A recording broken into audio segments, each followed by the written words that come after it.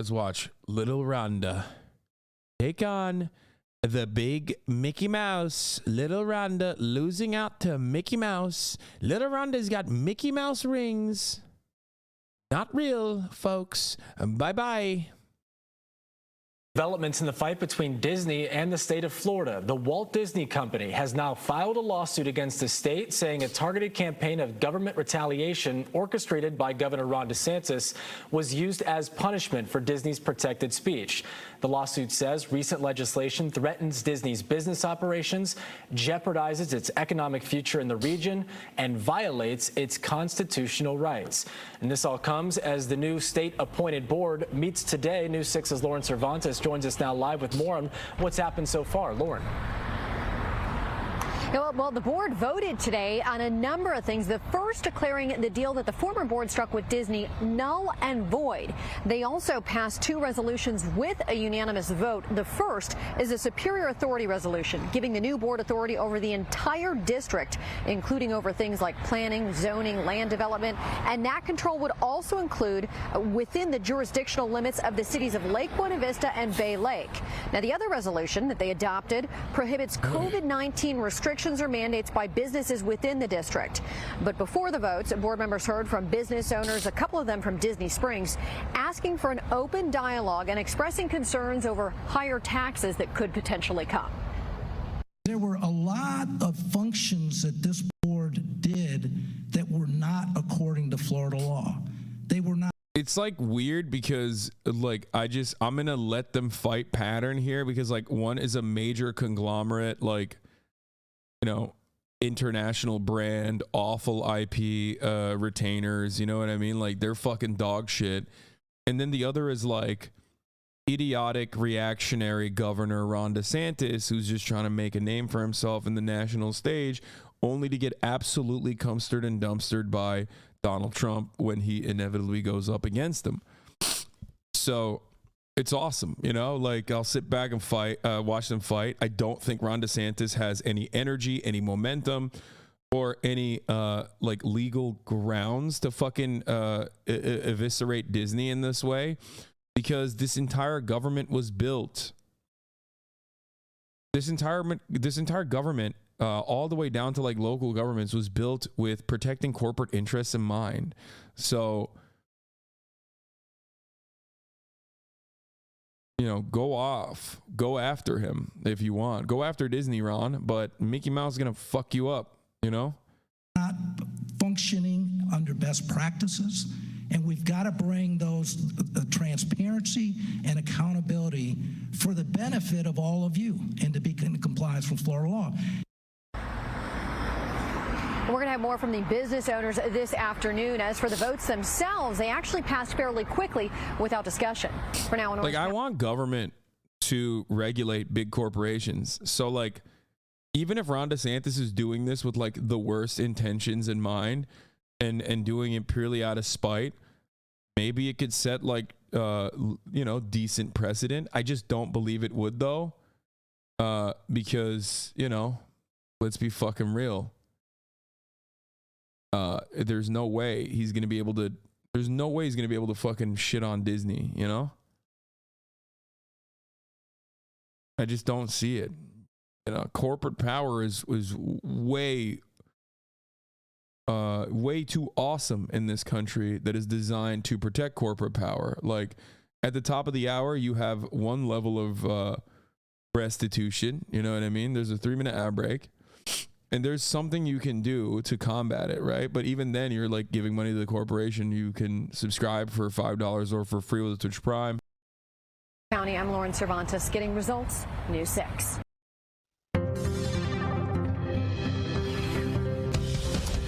Welcome back. Data download time. The feud between Ron DeSantis and Disney escalated yet again this week when the Florida governor proposed developing land near the amusement park into a state park, or even more snarkily, he suggested a state prison.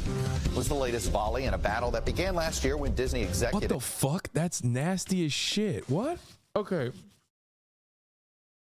See, this is what I fucking mean. Like, making it a state park is fine. But, like, I didn't know that he wanted to turn it into a fucking state prison, dude. That's so fucking annoying, dude. Okay, Mr. Guantanamo, tell us more about your incredible ideas. Criticized DeSantis' parental rights in education bill. It was dubbed the Don't Say Gay bill by many opponents. But it has turned into somewhat of an all-out personal feud between a sitting governor and a business that is very crucial to much of the state's economy. Let me just show you how important Disney is to the state of Florida. This is Disney's annual visitors to the Disney World amusement parks, over 36 million people in 2021. And just so you know, that's actually kind of low right now. Pre-pandemic, close to 60 million visitors. Just, you know, it works out to about 1 in 5 of all Americans. So, of course, there's some global visitors there. How about in tax revenue that Disney World generates? Well, Disney itself claims they collected over $1 billion in taxes in the calendar year 2022. That amount of money is more than the entire budget for many of Florida's state agencies. That's how crucial this is to the state of Florida. Let me go to a number of employees. It's the second largest private employer, over 75,000. This is Central Florida's economy, if you will. 75,000 people employed at Disney World. The only private company to employ more people in the state of Florida is the Publix grocery store chain. And then there's just the overall economic impact that it does for the entire Central Florida region. One estimate by Oxford Economics put it at over $75 billion in economic impact to the state of Florida thanks to Disney World.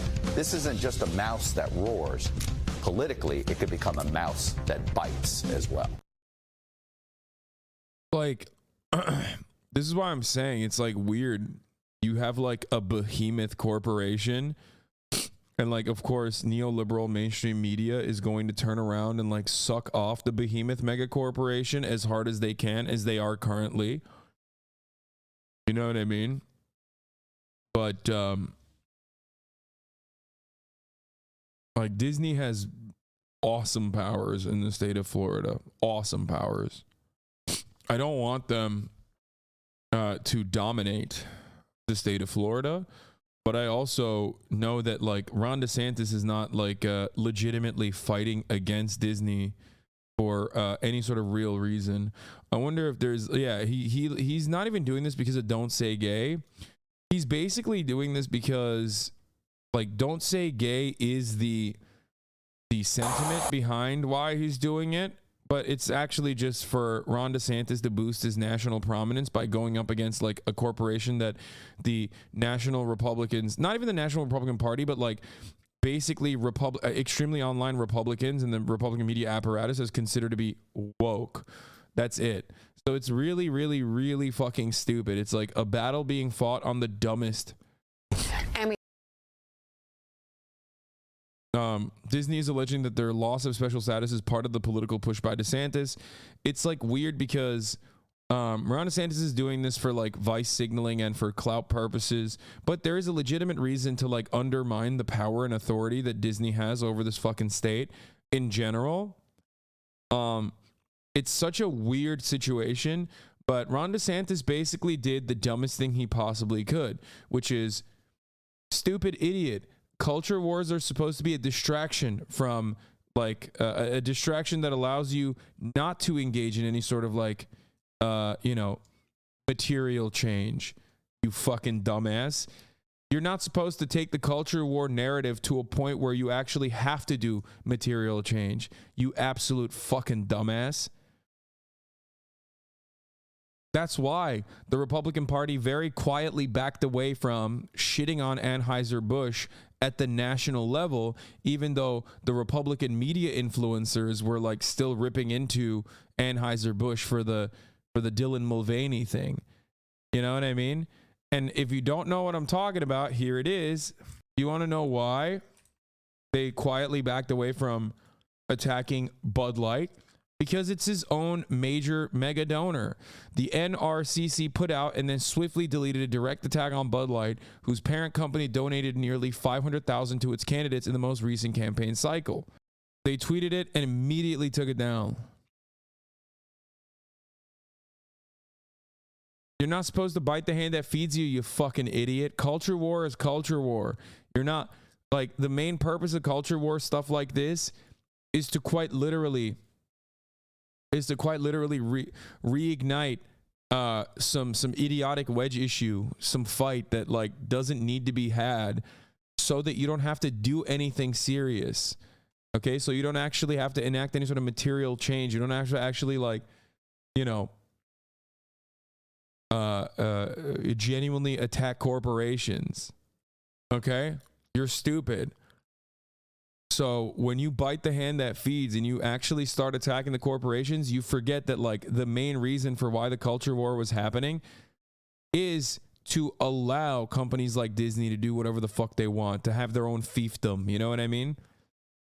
It's so that you deregulate the beverage industry, so that Anheuser, InBev, Busch can basically have full control over the alcohol market, like for, you know, everything outside of like wine and spirits. That's the entire reason why they give your party $500,000 in one election cycle. You know what I mean?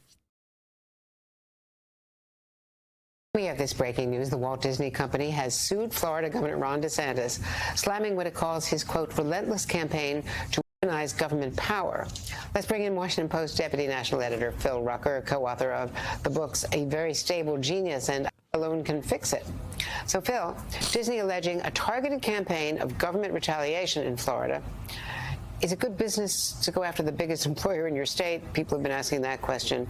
Like, I hate this. MSNBC being like, oh, man, wow, like, you really shouldn't go after a mega corporation. Like, what the fuck is happening? This is supposed to be the leftmost,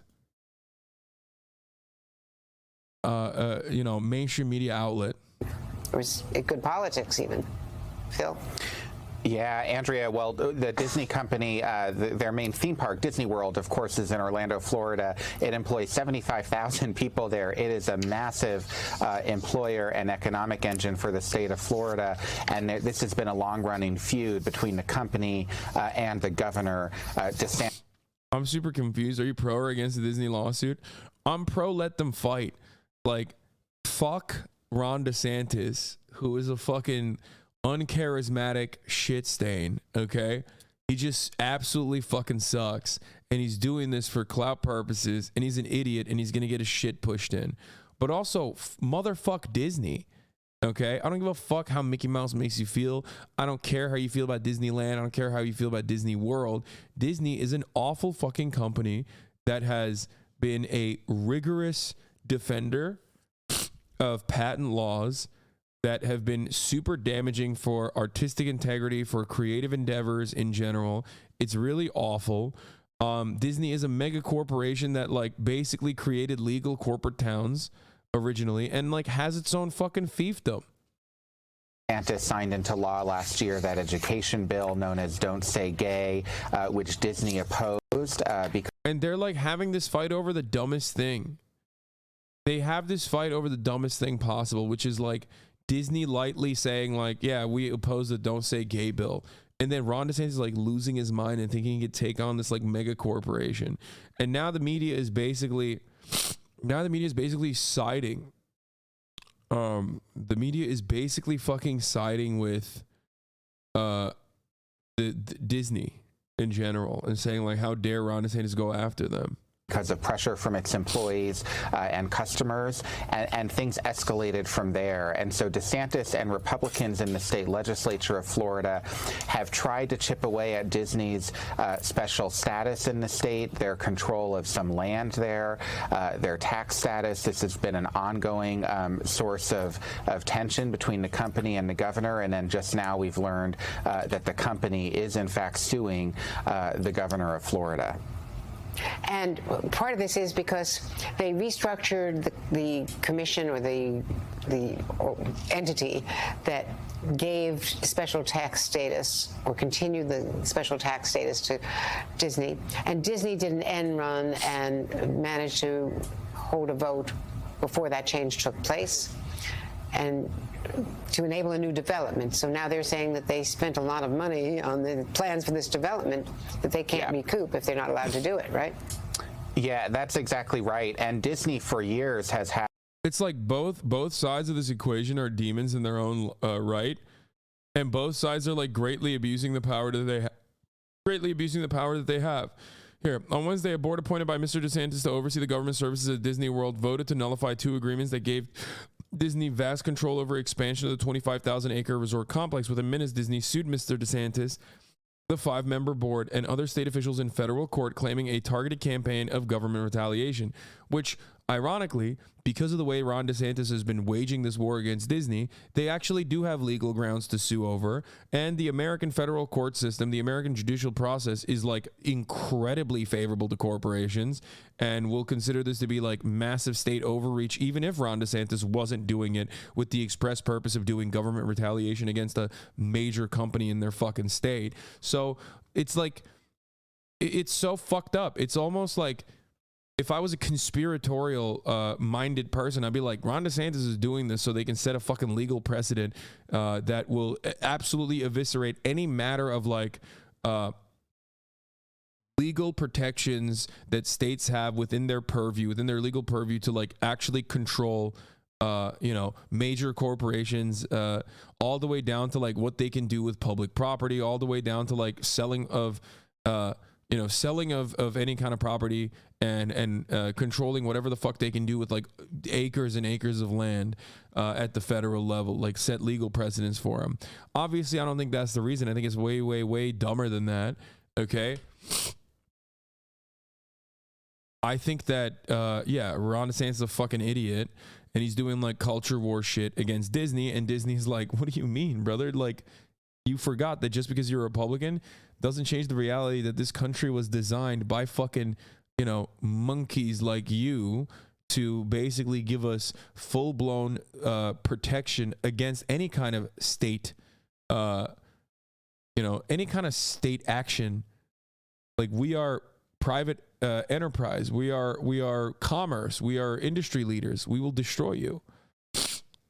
Had a real special status in the state of Florida and operated with a lot of autonomy over the land of the theme park in Orlando and that surrounding jurisdiction. And so DeSantis has tried to take that autonomy away, to lessen the power of Disney to control the land that it develops and its tax status.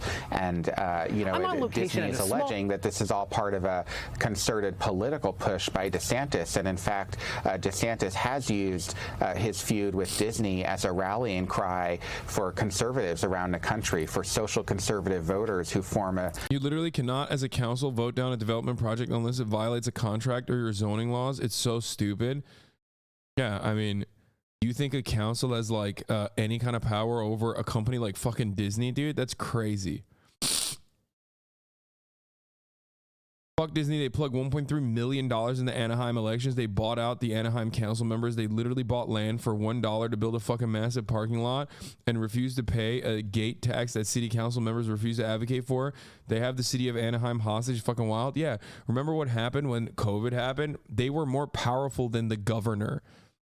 They were like, yeah, no, the rest of the fucking state can close down in the beginning of COVID, before vaccines, before anything, before there was any kind of protection.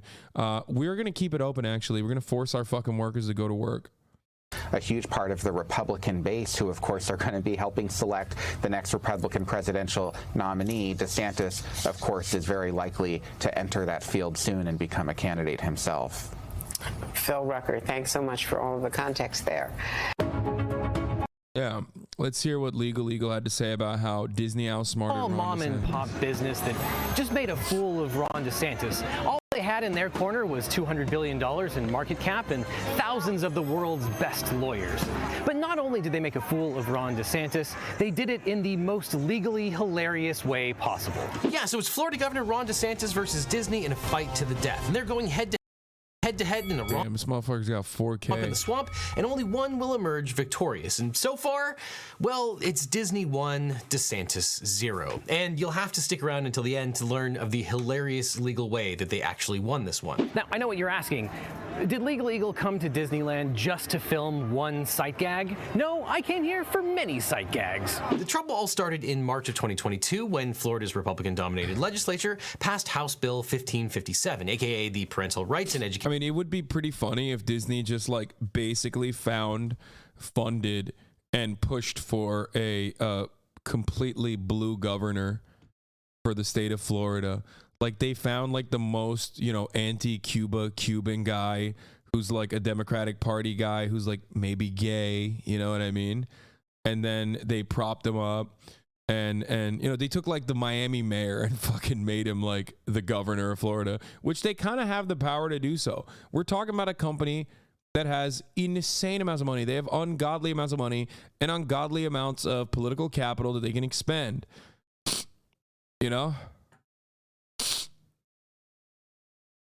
Democrats would never let that happen. What do you mean? Democrats would absolutely let that happen. They don't give a fuck what happens in Florida. What are you talking about? And it works well for them.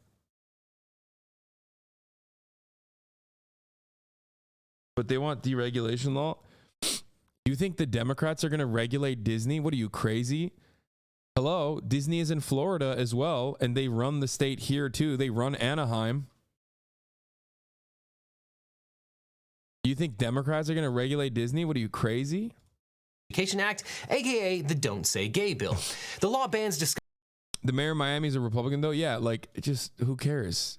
Put him as a Democrat. Make him run as a Democrat or some shit. Disney has the power. Discussion of sexual orientation or gender identity for students in kindergarten through the 3rd grade in Florida public schools to protect, quote, the fundamental right of parents to make decisions regarding the upbringing and control of their children in a specified manner. And it also requires schools to out students to their parents as gay or trans, meaning that if a child of any age who is struggling with their gender identity comes to a guidance counselor or trusted teacher, the school cannot maintain confidentiality about this discussion and must disclose it to the parent as part of the child's educational record. Somebody doesn't want to step out of the closet, we open the door for them. And the bill creates a private right of action for parents to sue schools for violating this statute and recover monetary damages, including legal fees. Now, the law had quite a few vague terms, and when this was being debated in the legislature, State Senator Lori Berman wondered if the obligation to disclose any, quote, change in the student's services or monitoring related to the student's mental, emotional, or physical health or well-being would require schools to inform parents if a student requested a vegetarian meal for lunch.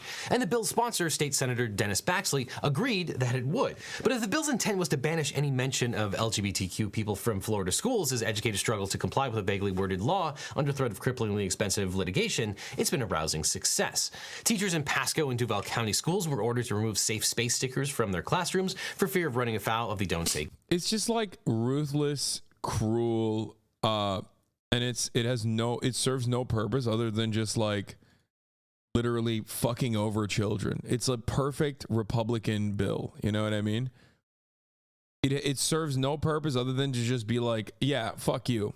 You know what I mean? What are you going to do about it? The gay bill, even rainbows are being removed lest teachers be accused of. It's not cruel to inform parents of 7-year-olds. Y'all are crazy. It's so silly that you look through this analysis and didn't recognize like how vaguely worded it is and what the legal implications for it have been thus far. It's not about informing that your child got sick at school, dumbass. It's literally making it illegal for teachers to like have photos of themselves and their fucking families or whatever on their on their desks if they happen to be queer. It makes it illegal to be a queer presenting teacher, which is already a vague distinction. Okay. And it goes all the way up to 12th grade. Like, it's just completely ridiculous. Especially like, can you imagine like outing fucking children? Like, that's insane. Outing children in an area where they're supposed to be like possibly getting some guidance from a mental health professional. Indoctrinating kids. The Sarasota County School District published a flowchart for staff when a student requests to change their name or pronouns, and unless and until parents give permission, the answer will be no. And Governor DeSantis' then spokesperson Christina Pushaw tweeted, "If you're against the anti-grooming bill, you are probably a groomer, or at least you don't denounce the grooming of 4 to 8-year-old children." Like, they're so insane that they think that this rhetoric will stick, and I think that this kind of rhetoric is actually like terrifying for normies.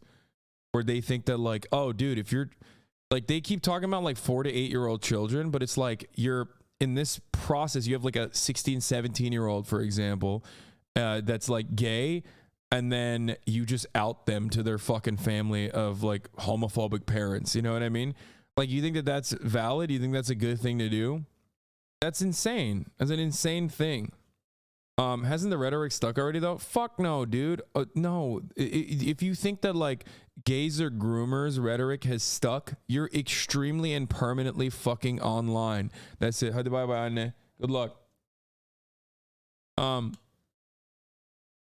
Yeah, it's K through 12, first of all. It's not 6-year-olds, so shut the fuck up. And secondly, if you think that like the you know, gays are groomers, queers are groomers, trans people are groomers rhetoric is actually captivating, you're just permanently online and have no understanding of how like normal people view this thing.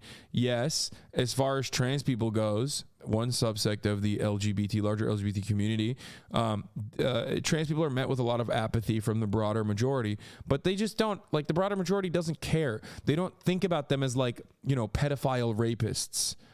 If you ask people, I'm sure there is a larger percentage, and this is understandable, of people who recognize the entire institution of the Catholic Church as a more damaging, more anti-child fucking institution than they do about like random fucking gay people, okay? It's just that there is a hyper vocal minority, as is the case with many other Republican issues. There's a very hyper vocal minority of fucking weirdos who are running this narrative, and they think that like you know, it's sticking, but they're just yelling super loud on the internet. That's it. It's not dissimilar. Not that I'm making a moral equivalent, but it's not dissimilar to like pro-trans activism that sometimes centers itself around decentralized boycott movements like boycotting Harry Potter, okay? The broader majority of the public doesn't know about this shit, doesn't care about this shit. Maybe we'll see it in the news and get fucking annoyed by it, but that it's not like something that is captivating for the broad majority of the public. I'm not making a moral equivalence between trans people advocating against decentralized against like, you know, Hogwarts, the Wizard game, whatever the fuck, but I'm simply talking about the equivalence between how people receive this kind of thing, okay? Most people just don't give a shit. Do you understand? Yeah, unfortunately, gay trans people being groomers thing is absolutely part of the conservative mainstream, even offline. No. It's not. Oh no, she peed off of the fucking, she has a big pee. Children, silence is complicity. This is how it works, Democrats, and I didn't make the rules. DeSantis himself echoed this language when he signed the bill into law on March 28th, 2022 at a private charter school in Tampa. They support sexualizing kids in kindergarten. And that, of course, put him on a direct collision course with Florida's largest employer, Disney. Because Florida's Don't Say Gay bill sparked a furious backlash. And the Walt Disney Corporation, which has long positioned itself as an LGBTQ-friendly business, brings in major tourism dollars for Florida's economy. One 2019 study found that the company was responsible for $75.2 billion in annual economic impact for Central Florida, supporting 463,000 jobs and $4.8 billion in state tax revenue.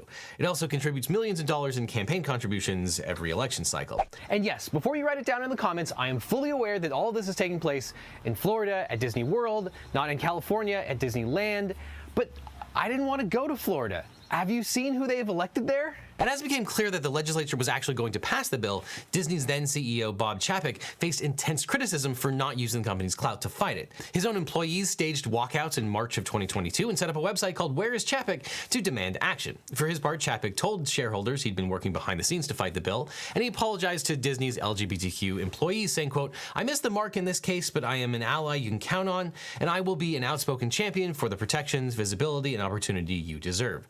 Chapek's allyship didn't last long, though. He was ousted in November when his predecessor, Bob Iger, came out of retirement and took the job back. On March 28th, when the bill was signed into law, the company finally put out a statement of tepid criticism, suggesting that the law, quote, should never have passed and should never have been signed into law. Quote, "Our goal as a company is for this law to be repealed by the legislature or struck down in the courts, and we remain committed to supporting the national and state organizations working to achieve that. We're dedicated to standing up for the rights and safety of LGBTQ LGBTQ plus members of the Disney family, as well as the LGBTQ plus community in Florida and across the country. At which point Disney found itself in the middle of a Category 5 social media storm, dealing with the backlash to the backlash from the right-wing supporters of the bill itself. And as a result, Governor DeSantis and his allies vowed revenge on Disney for daring to criticize the law. At a press conference on March 29th, DeSantis branded Disney a bunch of, quote, California corporate executives. He said, quote, "I think they crossed the line. We're going to make sure we're fighting back when people are threatening our parents and threatening our kids." And here we are at It's a Small World, which is actually the birthplace of Ron DeSantis. Now, in a fundraising email, he threatened reprisal, tying it explicitly to the company's criticism. Quote, "If Disney wants to pick a fight, they chose the wrong guy. I will not allow a woke corporation based in California to run our state. Disney has gotten away with special deals from the state of Florida for way too long." Lieutenant Governor Jeanette Nunez was even less subtle, likening Disney to the Chinese Communist Party and insisting the company had no right to criticize the government, which is, of course, not how this works. Or maybe that's exactly how it works in Florida, where the government just made it illegal for teachers to acknowledge their own families and ban drag shows. Yeah, so, California doesn't have those laws. California also doesn't have horrible humidity, so maybe if you're thinking about going to Florida, maybe go California and Disneyland instead. But the Florida legislature raced back to Tallahassee to figure out some way to stick it to the state's main economic engine. And what they settled on was repealing a special tax zone for the benefit of Disney called the Reedy Creek Improvement District. Now, naturally, they also tried to draw a line between the government action and the company's protected First Amendment speech. For instance, State Senator Spencer Roach tweeted on March 30th, quote, "Yesterday was the second meeting in a week with fellow legislators to discuss a repeal of the 1967 Reedy Creek Improvement Act, which allows Disney to act as its own government. If Disney wants to embrace woke ideology, it seems fitting that they should be regulated by Orange County." So what is the Reedy Creek Improvement Act? Well, that requires us to go back to 1965, when Florida Governor Hayden Burns welcomed a new neighbor to the Sunshine State. Florida already has many world-famous tourist attractions, and the new Disney complex promises to complement these existing businesses and will greatly increase the magnetism of Florida's dynamic personality. Now, the Walt Disney Company promised to do for Orlando what it had done for Anaheim, California, with the Disneyland theme park. To incentivize the company to build Walt Disney World, Florida created a special tax district for the 25,000 acres of heretofore worthless swampland the company had bought up in Orange and Osceola counties. And according to Florida's Uniform Special District Accountability Act, a special district means a unit of local government created for a special purpose, as opposed to a general purpose, which has a jurisdiction to operate within a limited geographical boundary and is created by general law, special act, local ordinance, or by rule of the governor or cabinet. So in plain English, a special district is a government-authorized regional body dedicated to a specific purpose, like community development or fire or rescue, or, this being Florida, mosquito control. And truth be told, special districts aren't really all that special. The state's website lists 1,932 of them at last count, ranging from the Amax Brewer Memorial Law Library to the Zephyrillus Community Redevelopment Agency. But the Reedy Creek Improvement District was pretty special in that it was so wide-ranging. The original 1967 charter gave the Improvement District Board, which was controlled by the Walt Disney Corporation, dozens of powers. The RCID had the authority to build roads and sewage. Disney World is better public transportation than any American city. I know. That is like the devastating reality, is that the only time you can get like a walkable city is literally Disney. Like the only time you can feel what it's like to live in a walkable city is if you go to a fucking capitalist corporations like company town. That is so terrifying when you think about it. That is so sad. It's so dystopian. Disney World's actually clean, well-kept, good transportation. Like, it's insane. I know. New York. Yeah, we just said clean and adequate public transit. So New York does not actually factor into that consideration.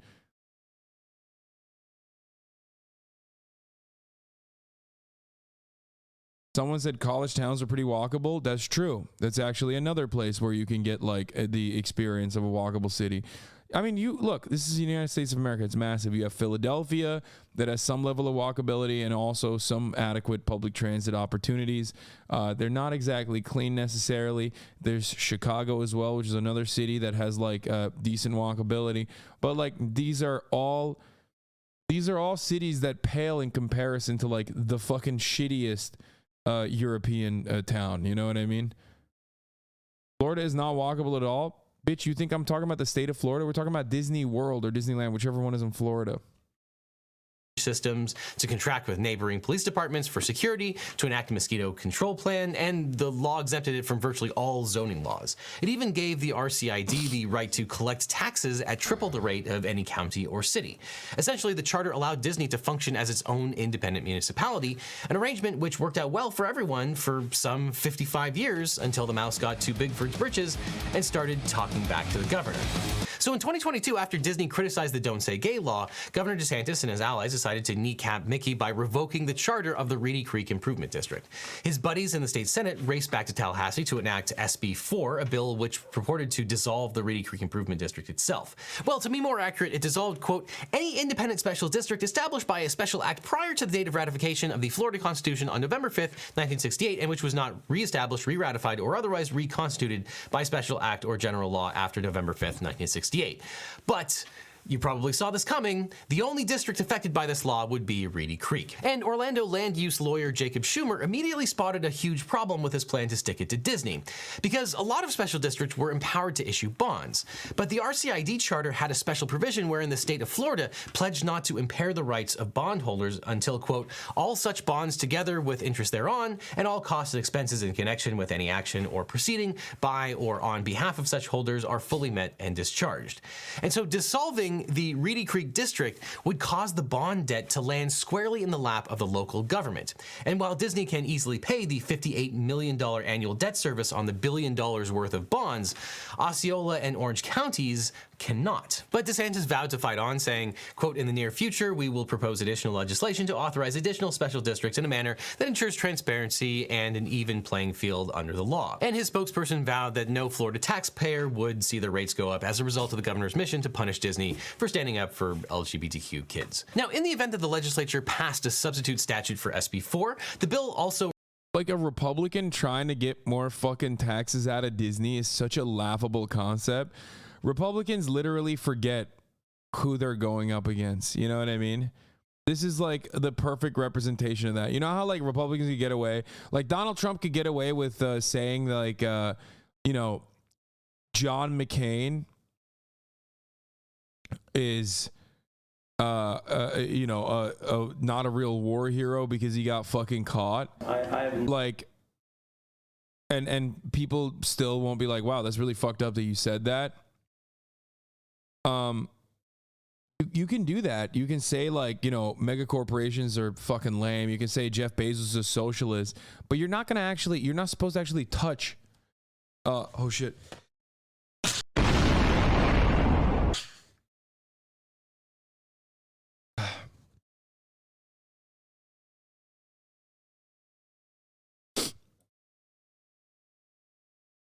I don't think I have allergies. I hope it's not allergies. That'd be really sad. I forgot what I was saying about little Rhonda.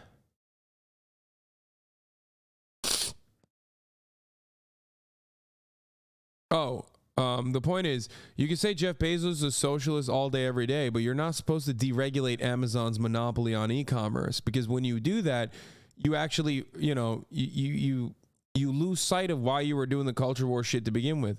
The culture war shit is done so you never have to actually deregulate corporations. Stupid. Or so you never have to actually regulate corporations. Sorry.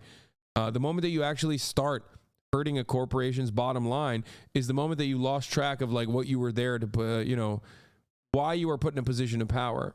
Renamed the Reedy Creek District the Central Florida Tourism Oversight District and created a new board filled with DeSantis appointees. The panel includes several DeSantis donors with strong ties to the Republican Party. For instance, DeSantis also named Bridget Ziegler, a co-founder of Moms for Liberty, a group of self-described joyful warriors in the culture who fight mask mandates and transgender students going to the bathroom. Her husband is co-chair of the Florida GOP, who donated $1.75 million to DeSantis. She's joined on the board by Pastor Ron Perry, who once described homosexuality as evil and shared a conspiracy theory that tap water might be making people gay, basically sending a message that if Disney ever got any bright ideas about speaking up against the governor again, the board would ensure that the company would deeply regret it. Or as DeSantis put it, quote, when you lose your way, you gotta have people that are going to tell you the truth. All these board members very much would like to see the type of entertainment that all families can appreciate. Jacob Schumer, the lawyer who spotted the bond problem with the first bill, told the Washington Post, quote, the district is basically exactly the same, but now Disney World will go from being abnormally independent to being abnormally controlled. They still get their special little district with taxes that can pay for lavish roads and luxury projects, but they're no longer pulling the strings. In February, DeSantis signed the new bill into law, congratulating himself for a flawless victory over the woke corporation, but it turned out the mouse still had a couple of tricks up its sleeve. So because DeSantis' people hadn't been paying a lot of attention to the board, they failed to notice the legally mandated notice posted in the Orlando Sentinel on January 27th, advertising a board meeting on February 8th, 2023 in the boardroom of the RCID administration building. At that meeting, the outgoing board members voted to adopt a new declaration of restrictive covenants. And buried in a lot of legalese, the document ceded most of the board's powers to Walt Disney Parks and Resorts, which meant that the new board wouldn't be able to withhold approval for most of the things that Disney wanted to do. Now, it took the incoming board members almost 2 months to work out exactly what had happened. In fact, it wasn't until their second meeting that they realized that they'd been outfoxed by Disney. Yeah, so I don't know. Maybe the original problem here is that the state of Florida ceded basically unfettered government-like power to a huge corporation, and now they're reaping the repercussions of that. I don't know. Maybe that's not a good idea. Who knows? I'm just a lawyer. Ron Perry, the anti-gay water pastor, complained, quote, "I cannot tell you the level of my disappointment in Disney. I thought so much better of them. This essentially makes Disney..." It's just like, it's so frustrating because like Disney deserves some state regulation. Like they have been asking for it. And it sucks that the only people that are like doing it are doing it in the dumbest way possible with the dumbest motherfuckers possible. And it's like kind of cooking the entire, like it's absolutely eviscerating any kind of like real shot that any, you know, actual leftist leader could have in the future to instill some level of regulation, some level of state regulation against this massive fucking company. Disney, the government. This board loses, for practical purposes, the majority of its ability to do anything beyond maintain the roads and maintain basic infrastructure. New board member Bridget Siegler tweeted, quote, "The arrogance of @Disney continues, from ignoring parents and allowing radicals to sexualize our children to now ignoring Florida taxpayers by sneaking in a last-minute sweetheart development agreement. Disney has once again overplayed their hand in Florida. We won't stand for this and we won't back down. If unlawful actions were taken, this development agreement will be nullified." For his part, DeSantis vowed revenge. Rest assured, you ain't seen nothing yet. There's more to come in that regard. And the governor immediately dispatched. What aspect of Disney needs more regulation? Wonderful question. Thank you for asking. One, they should not be able to control all of the fucking land like it's their own personal fiefdom. Two, labor protection should be immediately implemented on every level of Disney employee down to the fucking janitors. You should not have actual fucking Disney employees sleeping in their goddamn cars as they work at Disney for such low pay.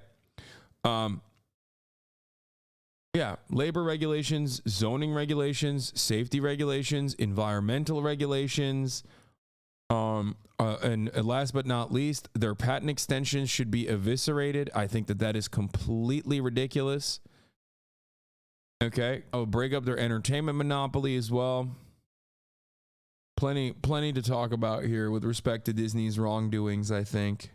An army of taxpayer-funded attorneys to attempt to unwind the deal.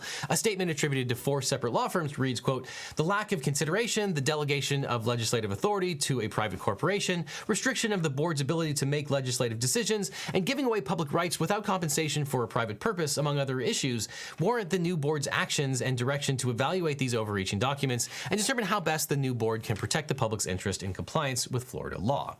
Then the state's top lawyer, Florida Attorney General Ashley Moody, sent a public records request to the Reedy Creek board members demanding all communications, quote, "discussing an intention or goal of circumventing, avoiding, frustrating, mitigating, or otherwise attempting to avoid the effects of anticipated actions by the Florida governor and the Florida legislature." In the meantime, DeSantis sent a letter to the state's chief inspector general, Melinda Miguel, demanding that she investigate the board for, quote, "collusive and self-dealing arrangements aiming to nullify the recently passed legislation, undercut Florida's legislative process, and defy the will of Floridians." Apparently, he believes that it would be unethical or even criminal for the RCID board members to consult with Disney executives on the RCID contract, despite the company being a party to the RCID contract. But the counterpoint here is well taken. There are those that argue that Disney is trying to frustrate the democratic process. People elected their leaders in Florida. The leaders in Florida have enacted several laws that seek to revoke the special district that Disney was benefiting. And by trying to frustrate that special district and those laws, Disney is being anti-democratic. And it's hard to argue against that. It's just that it happens to be on a backdrop of potentially protected First Amendment rights and this whole culture war. New Disney CEO Bob Iger called out DeSantis at a recent Disney shareholder meeting saying, quote, "The governor got very angry about the position Disney took, and it seems like he's decided to retaliate against us, including the naming of a new board to oversee the property and the business. In effect, it seems to punish a company for its exercise of constitutional right. And that just seems really wrong to me." Iger went on to accuse the governor of being anti-business, fighting words in today's GOP. And now we get to the extremely wonky but extremely juicy legal details of how Disney actually pulled this off. Because Disney's lawyers say that everything they did was strictly in accordance with the law. And if they're right, it will be thanks in part to an ancient legal principle which has bedeviled law students for generations. How many generations? Well, a lot. In fact, we have to go all the way back to the 17th century in England to the very real and very much less woke kingdom of Charles I, who reigned until 1649 when he literally lost his head. Literally. But in 1647, Henry Frederick Howard, the Earl of Arundel and Surrey, was faced with a problem. By law, the eldest of his 4 sons was supposed to inherit his estate. Unfortunately, that son, Thomas, was legally insane and incapable of managing the Earl's vast landholdings. Furthermore, it was unlikely, although not impossible, that Thomas would produce a son of his own to inherit the estate. And so the Earl and his esteemed lawyer, Sir Orlando Bridgeman, devised a complicated plan to divide the land and accompanying titles among the 4 sons upon the Earl's death. The will took into account multiple contingencies, with clauses shifting assets around at some undetermined future date if Thomas should die without an heir. And furthermore, the Earl liked this crazy contraption so much that his will imposed this plan to rotate assets among multiple future generations. But by 1682, the Earl had died, although not at the guillotine, and his second and third sons, Henry and Charles, were locked in an epic legal dispute which came to be known as the Duke of Gloucester's case. Henry argued that the complex scheme of shifting ownership dictated by his father's will was illegal because it tied up property for too long. And the court agreed, thus creating what became known as the rule against perpetuities, a legal concept so famously complicated that it has been included on every bar exam for decades as a kind of hazing ritual for the legal profession. In essence, the court held that it was bad public policy to allow landowners to lock up property forever, i.e. in perpetuity. Wow, woke judges, folks. We got to stop them. And at the time, England was rapidly transitioning from a feudal society to one based on capitalism and trade, and so it made sense that the court decided that allowing landowners to wall off great swaths of the country's assets from sale would be a hindrance to the new mercantile economy. And this has become a foundational principle of English and American common law. We don't like rules that say things can't be sold, and we really don't like imposing restrictions on land sale or use by future owners. So over the years, this rule against perpetuities has been reduced to a simple axiom. No interest is good unless it must vest, if at all, no later than 21 years after some life and being at the creation of the interest. Okay, so maybe that's not particularly that simple, but in plain interest, the law will not allow you to dictate the ownership of property forever. The best you can do is pick someone who is alive at the time that the document is signed. God, I fucking hate law so much. Like, Legal Eagle, very handsome boy, very handsome man, does a great job of like covering this stuff, but oh my God, every time I look at these things, I'm like, this is like making me want to fucking die, okay? It's like the fact that Disney is able to, the fact that we don't have any kind of like common sense applied in this circumstance, and you can like utilize a 16th century like legal precedent from a time when like kings existed, makes me want to fucking die, dude. I don't know if it's because I'm sick, but you know, no matter how sick I get, I can never be as sick in the head as these fucking freaks. And peg your instructions to that person's lifespan plus a maximum of 21 years after they die. That person is known as... Law is when manga only weebs fuse with debate lords. Yeah. Sakura Gore, thank you for the 10. Preston, 4 to win. Thank you for the 5. Get the subs.